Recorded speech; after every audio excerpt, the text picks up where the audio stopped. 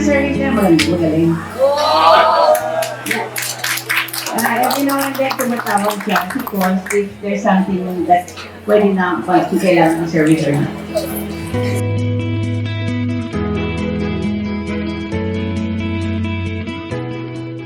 And it was journey, siya yung nag-ahente sa akin. And I had to admit na ako'y baka hindi niyo pa maging customer dahil ako'y very happy.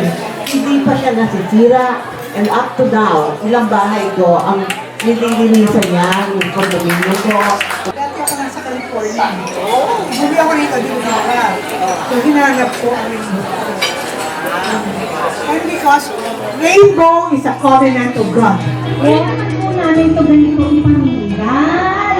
Diba? Siyempre nakalagay po yan sa kahon. Yan. And ito po ay, tingnan nyo, exclusively manufactured store.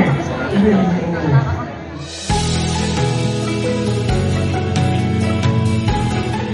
I'd like you to understand and recognize that this is also a very special night for us because we have been visited by our international sales consul for the Asia Pacific region, covering parts of China, Hong Kong, Singapore, Taiwan, Kuala Lumpur, Indonesia, and even Australia. Mr. James Kiong over there.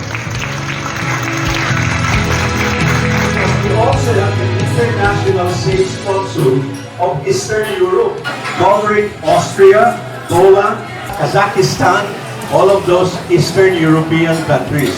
Mr. John Nordinger over there.